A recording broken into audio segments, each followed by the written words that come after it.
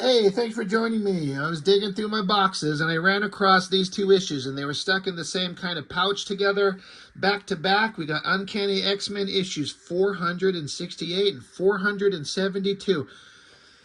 Um, I don't remember buying these. I 100% don't remember what was going on in these. I can only imagine that I was picking these up because I was kind of interested in Chris Bachalo, which, again, I hope I'm pronouncing his name right. Bachalo, I guess. I was interested in his art. I could not have cared less about what was going on in the comics at all, but dynamic art I'm always kind of interested in. And Chris Bachalo is another one of those guys that's I can see and understand the absolute first-rate skill that he has, but sometimes he pushes his stuff so far it's impossible to decipher what I'm looking at. For example, his steampunk series, I was kind of went over, just flipped through all the issues that I had. And I was like, I remember collecting these and I was just doing it for the art, but even the art was starting to piss me off because I could not decipher what I was looking at. It's pretty, but incomprehensible. But he's not always drawing that way. Sometimes he kind of scales it back and makes it more clear. So, that being said, I didn't bother reading these because I do not care about the story in these. Who could possibly give a shit about issue 468 of X-Men, even with Claremont writing? I mean, once he was gone, magic was over. You can't ever come back. But I figured we just pop them open and look at the art and just kind of see what kind of interesting dynamic stuff we could find, or if there's anything weird or strange. It's just a flip through to enjoy the art. Who cares about the story? Is that Jean Grey? I mean, I don't know, right? She's got short hair. Not really sure on the hair color, considering the color scheme could be, obscuring what color her hair actually is. What is this design on her back? Don't know. But, the Shi'ar Death Commandos. There are characters named Crate, Shell, Hypernova, Warshot, Offset, Sega, Flaw, Devo, and Black Cloak. Okay, sure. Rachel Gray. Maybe that's who this is. All right, that would make sense. Rachel Gray. That's some fun art. Like, I kind of dig it. It does border on kind of like, who's Offset and where is his figure? How does that? It's kind of hard to see. I like the color. Kind of like this gray tone, kind of dead color there. I mean, the pages always have something interesting going on. So, inking crew, Hunter, Mendoza, Olazaba, Parsons, Ratmond, Townsend, and Vey. So, lots of inkers. Good for them. Colors are Studio F, whoever that is. So, yeah, I guess, all right, that has to be Rachel Gray. I don't know who that creature is. Like a bird skull mask. Is that somebody over here? Maybe Black Cloak? I guess so. The Shi'ar Death Squad, is that what that said? Death Commandos. Never heard of them. But yeah, Chris Claremont writing X-Men again. How does it feel to try and write stories about these characters once they've been taken over and just had the life wrung out of them by everyone else, and then try to reassemble the pieces of this nonsense? I couldn't imagine how he really felt about that. Well, I mean, looks like Rachel Gray punched a guy in the nuts, so good for her. All right, she takes a staff from him and stabs him. Double good for her. War Scroll. Hell yeah. That's a pretty awesome shot. He knows comic book anatomy really well. Big muscular kind of arms there. Naked girl down here. Like, I'm wondering if this is supposed to be somebody. I mean, I see a girl that's hot in an X-Men comic with long dark hair. I'm like, is that Psylocke? Looks like her body's all scarred up. Not sure what's going on. I like the drawing, though. The drawing's all really good.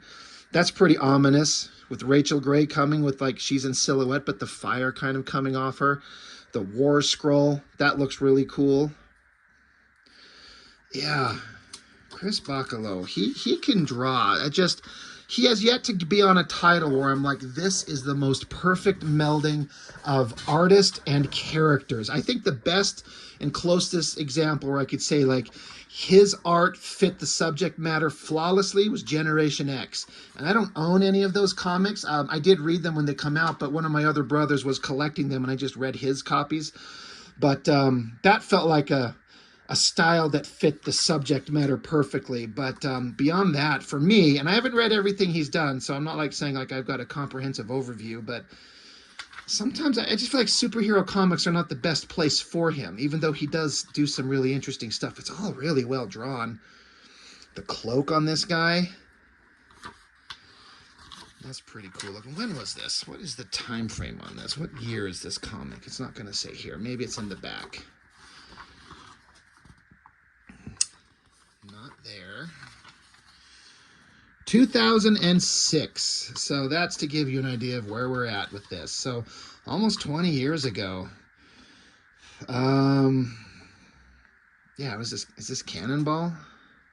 Sam Guthrie. Yep, there's Cannonball. I get it. They want to change his outfits around, but you know, even the stupid outfits, sometimes that's just their defining outfit, and you try to put in some new modern thing and it just never works. And I'm like, yeah, that's not Cannonball. But I guess it just depends on what your history is with the character. Yeah. Cyclops looks kind of cool there. Is this that era when he's banging Emma Frost? Looks like it. I like these shots of Cyclops. That's pretty neat.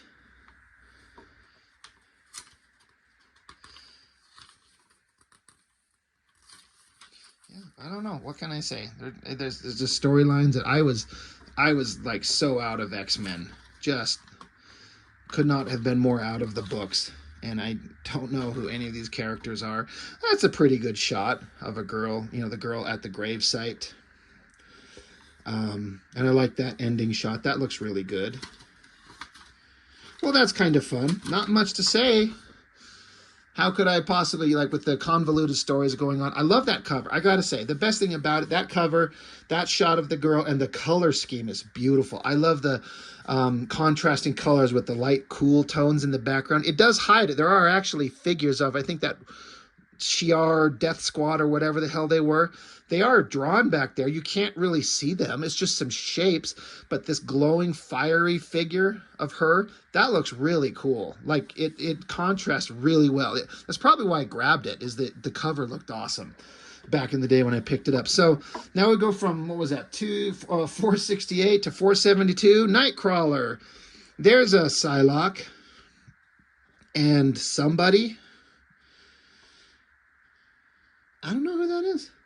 I don't know that I care. This framework robot sentinel skeleton they're sitting on is interesting looking. I love the coloring. The coloring looks great. But let's get to page 1 first. Previously, in Uncanny X-Men, Psylocke was dead. She had been killed in battle and then buried. I didn't know that. But a year after her death, Psylocke reappeared alive again. Of course, it's an X-Men comic. It's a comic just in general, but X-Men specifically. As if nothing had ever happened. How she returned has remained a mystery. However, there have been hints that her brother, Jamie Braddock, was behind it. What he is planning has yet to be revealed. Meanwhile, in Africa, Storm has returned to her homeland in the troubled region of Kenya, Sudan, and Ethiopia, where Kenya, Sudan, and Ethiopia intersect. Here she has found a mysterious warlord is terrorizing the people, sending his men to round up children as recruits for his ragtag army. The killers also single out the mutant protectors of the land, made vulnerable by M-Day. But Storm is far from powerless, and her fury is building like a thunderhead. So M-Day, isn't that the No More Mutants? My brother is actually covering that right now on his channel. Significantly more interesting story than anything that's going on in X-Men here. All really well drawn stuff, great backgrounds. Like, see, this stuff isn't like overly cluttered and complicated like Bachalo can tend to do. Funny, the story is by Chris Claremont, but the dialogue is by a guy named Tony Bedard. Inks are by Bachalo, Holdridge, Irwin, Mendoza, Olazaba, Parsons, Townsend, and Vey. So once again, about 1,000 people. Storm, looking hot, carrying a stick. She's got some giant tiger kitty protectors. Yeah, it's well drawn. I was sitting here wondering, like, are you going to see tigers in Kenya? In, like, this desert? I don't know.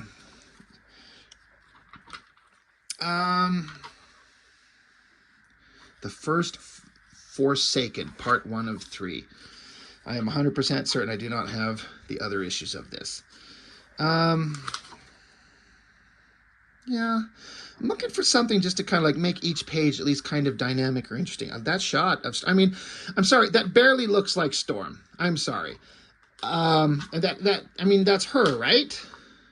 Yeah. Look, the white hair is the only thing giving it away. Like, her skin tone should be significantly darker. I mean, right? Like, I'm going to pull out my Paul Smith era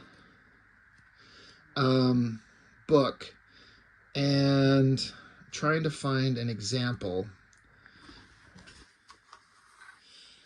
I mean,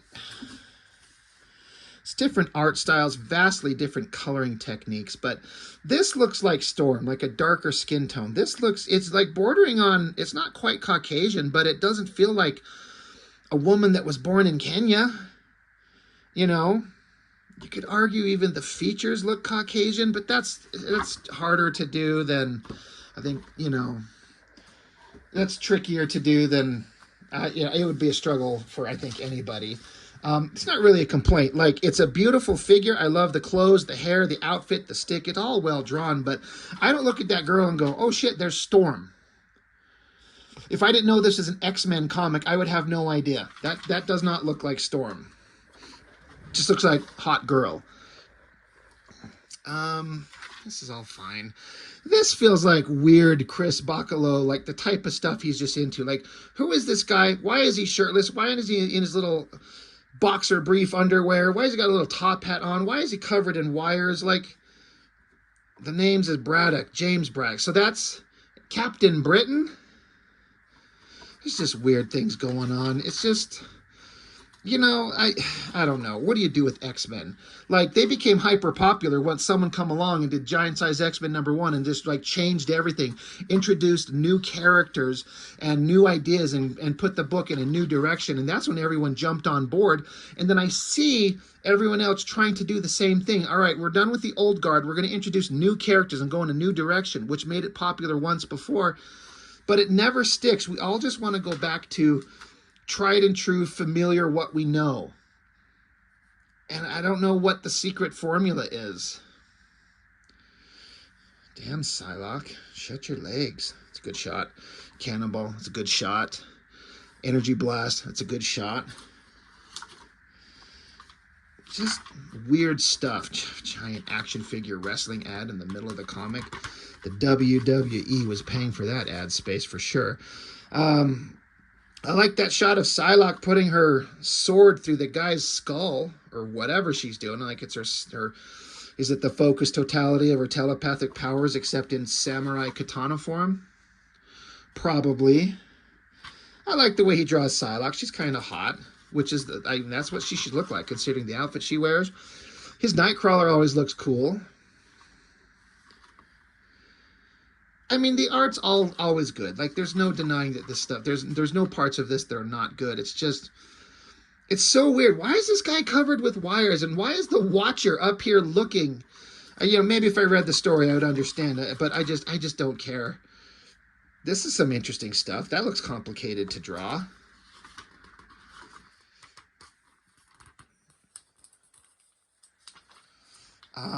Weird. I guess he's gone. He piffs out of existence. The Watcher's just still observing. She's standing there holding his hat. It is not the end of the world. It's the end of everything. Why? What's going on? I don't care. Probably one of the least remembered X-Men stories of all time, and that's saying something, unfortunately. So, not much to say. It's not much of a video. I'm just sitting here going, oh yeah, let's look at the art. It's kind of cool sometimes. But, X-Men, it used to be my favorite thing. Like most of us back in the late 80s, early 90s, like so many of us, we were just enthralled with this stuff. It was just the best. It was so interesting and so entertaining, and I don't feel like anybody is not trying. I feel like they are definitely trying to make it something interesting again, but sometimes the magic is just gone. I don't know how else to verbalize it. Sometimes it's just never as interesting. I don't know what you could do. Like, let's say in fantasy world, I was given the controlling interest ability, like editor-in-chief, and given the X-Men titles and said, make them popular again. What would you do? And I'm like, I don't know. Like, what do you do to X-Men to make them the premier franchise again?